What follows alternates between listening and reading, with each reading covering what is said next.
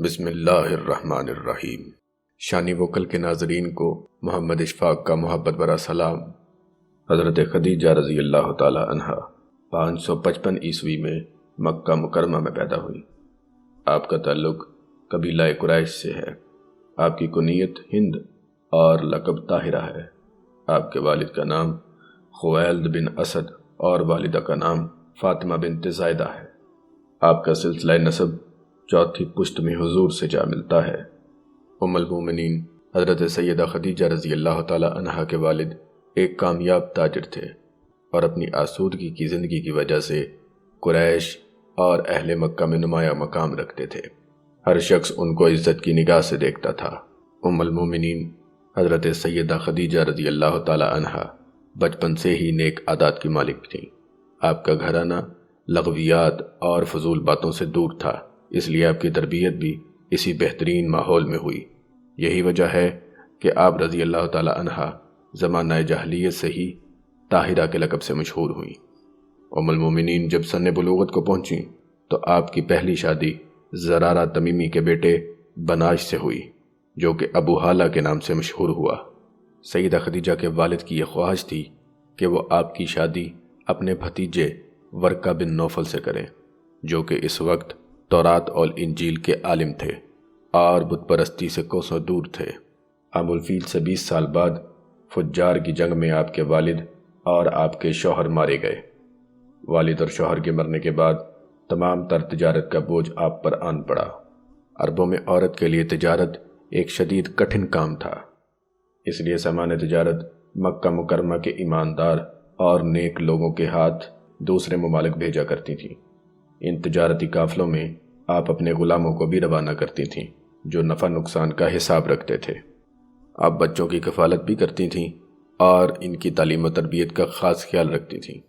آپ بچپن سے ہی بتوں سے شدید نفرت کرتی تھیں اور کبھی ان کی عبادت نہیں کرتی تھیں۔ آپ اپنے مال کا کثیر حصہ اللہ تعالیٰ کی راہ میں خرچ کرتی تھیں۔ آپ اپنے چچا زاد بھائی ورقہ بن نوفل سے تورات اور انجیل کو سنا کرتی تھیں۔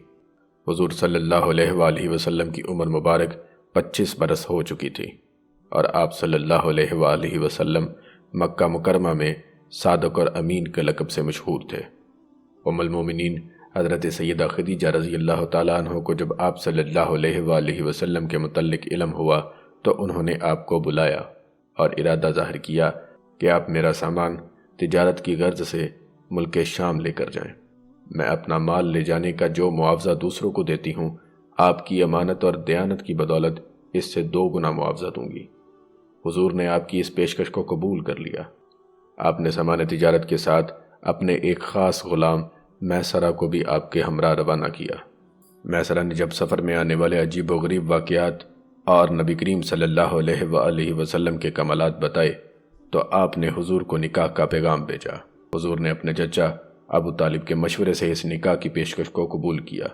ابو طالب نے نبی صلی اللہ علیہ وآلہ وسلم کا نکاح سیدہ خدیجہ سے پڑھایا۔ اس طرح سیدہ خدیجہ سب سے پہلے ام المومنین کے مرتبے پر فائز ہوئیں۔ نکاح کے وقت حضور صلی اللہ علیہ وآلہ وسلم کی عمر مبارک 25 برس اور سیدہ خدیجہ کی عمر 40 برس تھی۔ ام المومنین حضرت سیدہ خدیجہ رضی اللہ تعالی عنہ کی حضور نبی کریم صلی اللہ علیہ وآلہ وسلم سے 4 بیٹیاں اور 2 بیٹے پیدا ہوئے۔ نبی کریم صلی اللہ علیہ وآلہ وسلم اور ام المومنین سیدہ خدیجہ کے باہمی تعلقات نہایت خوشگوار تھے۔ اگرچہ دونوں کی عمروں میں 15 برس کا فرق تھا، مگر پھر بھی ذہنی ہم آہنگی بے مثل تھی۔ سیدہ خدیجہ رضی اللہ تعالیٰ عنہ نے شادی کے بعد اپنا تمام مال آپ کو دے دیا۔ حضور نبی کریم صلی اللہ علیہ وآلہ وسلم بھی اپنے تمام معاملات میں آپ رضی اللہ تعالی عنہ سے مشورہ کرتے تھے اور ان کے مشوروں کو اہمیت دیا کرتے تھے۔ حضرت سیدہ ہر مشکل اور آزمائش کے وقت حضور نبی کریم صلی اللہ علیہ وآلہ وسلم کی دلجوئی کرتی تھی۔ جب حضور صلی اللہ علیہ وآلہ وسلم کی عمر مبارک کا 40واں سال شروع ہوا تو آپ تنہائی پسند ہو گئے۔ آپ عبادت کے لیے جبل ہیرا کی ایک غار میں جانے لگے، جو کہ تاریخ میں غار ہیرا کے نام سے مشہور ہے۔ آپ کئی دن تک اس غار میں تنہا رہتے اور عبادت الہی میں مصروف رہتے۔ سیدہ خدیجہ رضی اللہ تعالی عنہ اس دوران کھانے پینے کی اشیاء آپ تک اس غار میں پہنچاتی تھیں۔ غار ہیرا میں عبادت کے انہی دنوں میں حضرت جبرائیل علیہ السلام پہلی وحی لے کر آئے۔ حضور صلی اللہ علیہ وآلہ وسلم پر پہلی وحی کے ساتھ لرزہ طاری ہو گیا۔ آپ اسی حالت میں گھر تشریف لائے۔ حضرت سیدہ خدیجہ رضی اللہ تعالی عنہا سے فرمایا کہ مجھے کمبل اڑا دو۔ آپ نے حضور نبی کریم صلی اللہ علیہ وآلہ وسلم کو کمبل اڑا دیا۔ کچھ دیر بعد جب حضور کی کپ کپی ختم ہوئی تو آپ رضی اللہ تعالی عنہا نے ان سے وجہ دریافت کی۔ نبی صلی اللہ علیہ وآلہ وسلم نے فرشتے کی آمد کا ذکر فرمایا اور فرمایا کہ مجھے اپنی جان کا خوف ہے۔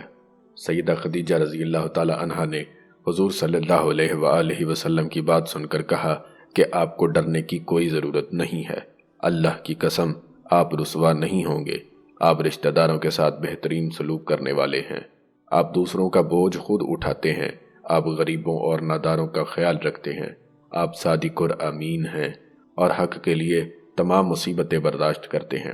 اللہ تعالیٰ نے آپ کو جس منصب کے لیے چنا ہے اس میں آپ کو کبھی تنہا نہیں چھوڑے گا۔ سیدہ خدیجہ دارہ اسلام میں داخل ہونے والی سب سے پہلی فرد تھیں۔